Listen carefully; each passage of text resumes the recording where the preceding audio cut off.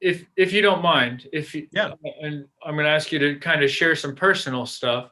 Mhm. How have you coped with that tiredness? What have you been drawing on? What have you been drawing on spiritually, theologically, um, Yeah.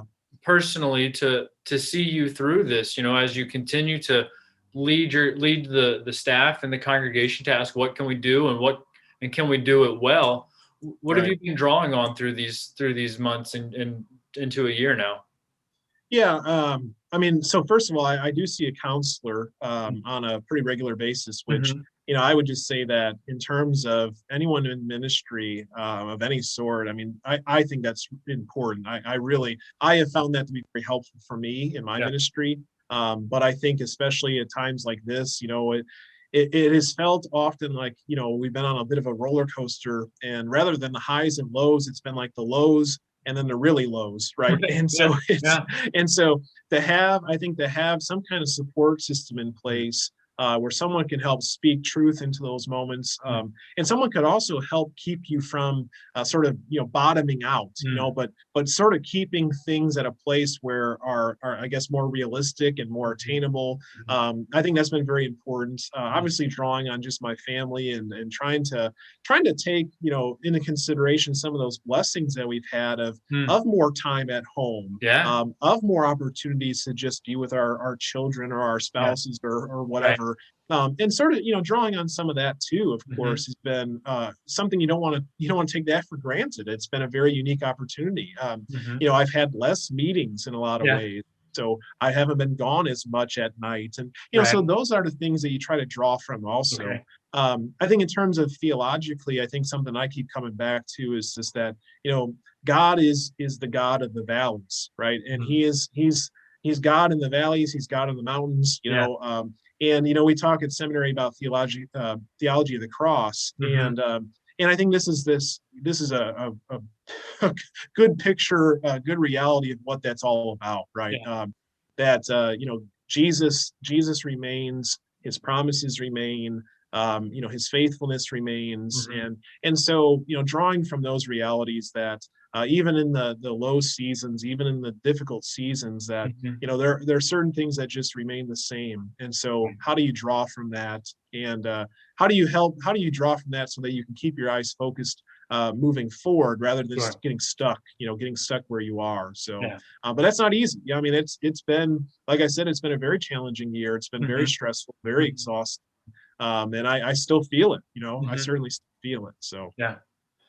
Um, as have you, and again, I'm gonna ask, kind of push you a little bit here. okay. How have you helped your staff, the associate pastor, the DCE, the worship director, the secretary, the financial secretary, the janitor, those who kind of uh, fall under your leadership? How have you helped them or encouraged them to take care of themselves, in this time that can be so tiring? Yeah. I mean, honestly, I think a big part of that as any kind of leader is just being honest. I Mhm. mean, and that sounds too simple, but Mhm. I think if you are honest about just the fact of what you're feeling, Mhm. it gives them a little bit more freedom and an opportunity to feel like they can be honest about how they're feeling. Uh-huh. Uh-huh. And so I think just trying to be honest, and trying to be real that, hey, this has been tough, Mhm. and I, almost that idea again of like, hey, I'm not here to set the bar so high that you have no chance to Mhm. attain it. I understand this is a difficult time. Yeah. Again, let's ask what can we do. Mhm. Trying to help them understand that I'm not here to put pressure on, like what we're not doing, Yeah. but how can we encourage each other to do what we are doing and do it well. And so I think trying to just be honest, be real about it, and let them know that I'm present. I'm here in Mhm. this with you, and Mhm. so how can we be in it together? How Yeah. can we be in it together? And again, back to the isolation piece. Can we still feel and remain a team throughout this process? Yeah. And what does that look like? So it's been interesting. I think it creates whole new staff dynamics and all that fun stuff. Mhm.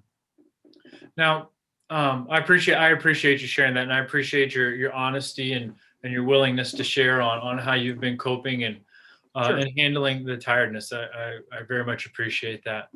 Can you tell us a little bit about your experience in this past year? We've talked a lot about pastor, and we'll come back to it. But how has it been as husband and father Mm. during this time? uh, Interesting, I Yeah. guess. It's and again, every family's been impacted in some shared ways, but also in unique ways. Hmm. And I think that's what's interesting about things like this is that so you find those shared ways you've been impacted, and you sort of rally around those and draw from those things. But also every family's been impacted in unique ways. So I mentioned my 5-year-old and a almost 2-year-old, and Yeah. so being able to be home more with them and that Mhm. they've been home and things like that has been a great blessing in so many ways. And just trying to, it's like, I think as a parent, especially, how do we maintain some kind of normalcy in the Mhm. midst of things that are so abnormal? Yeah. How can we keep, at least within our home and within our family, how can we keep some sense of that normalcy, the Mhm. structure, the Right. support, right? Right. So that's definitely been a part of parenting that has been highlighted, when you feel like everything is so different and everything is just sort of a little out of control at some points. Hmm. How do you keep that in your home, at least to be able to keep that for your children? Yeah. As a husband, I think it's been especially challenging just because, for my wife, Amanda, she has not had her job throughout this. They have not started up the program that she leads, hasn't resumed. And so she's been in a new place in life in terms of that. Yeah. And so trying to be a source of support and encouragement for her in the midst of Mhm. just life looking so different. Yeah. And you feel like there's so many things that you're missing out on, Mm. that it's like, well, how can we mourn those things together, but also how can we still look at those things we do have in the Mhm. midst of this? And so, it's like even little things, like for a while we were really mourning not being able to go to a park with the Mhm. kids, Yeah. not being able to take them to the zoo, not being able Mhm. to. And it's like, they're only little once, that Yeah. this is those opportunities that you long to have, and to Uh-huh. feel like those have been stripped away from you. That's hard, Yeah. and you have to mourn and grieve those things. Mhm. But what is it again? It's like the same kind of question. What can we do? Yeah. Um, what can we have? What do we have in front of us? And so just, yeah, I think constantly reevaluating and asking Mhm. that question. And Mhm. again, that is not easy. And Right.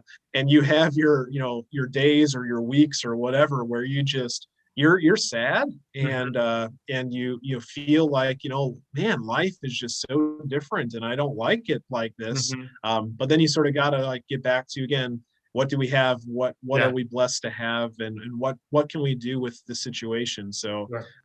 it's definitely unique for every family, but certainly a lot of shared challenges Yeah. that we've all experienced. What were what were some of those things, especially with the kids that you brought in and established? So, like for example, uh, my kids are. I'm gonna get in trouble for this. Oh, 9 and 7, fourth grade okay. and second grade. Yeah. And so we did little things like unload the dishwasher. Well, unload the Mm, dishwasher in the morning after okay. breakfast. Load the dishwasher. We do a morning devotion uh, that we hadn't done before.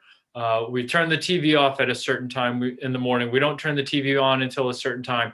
We watch shows together as a family. We Right. do these sorts of things for dinner. Some of them we were doing a little bit, but then kind of doubled down Right. and made them to be more routine. So I'm curious, we couldn't go to the zoo, you couldn't go to a park, but what were some of those other things that you could do as a family with your kids to add in? Yeah, I mean, obviously, weather plays a factor in a lot of things too. But Mhm. we enjoy just taking family walks together. Mm. That's something that we enjoy doing. And then we all just love getting out of the house and doing that kind of thing. Mhm. And so, it was funny how that normally that would have been something, yeah, we enjoy, we do it, but it really became like, oh man, it's nice out. Let's go for a walk, right? Let's Mhm. it's nice out. Let's get out of the house and Yeah. go out there together. And it just became such a bigger opportunity. Yeah.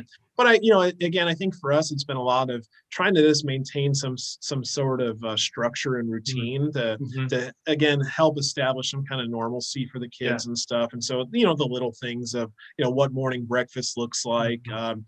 nighttime routines, having a very shared similar routine every night with reading a story before bed, our prayer times and how we go about that, Uh-huh. those kind of things. And we actually not too long before the pandemic started, we had just moved into a different home, Oh, okay. and so we live right by the lake now. The lake is Uh-huh. right behind us, and so we have found a new thing for us has been that opportunity to just be out by the lake, Uh-huh. fishing, what have you. And Yeah. so like that's been a great blessing that we had. I think we had more time to just focus on those kind of things, being Yeah. outside by the lake, and again, you were sort of forced. We've always been a family that does things together, but Okay. you were forced to.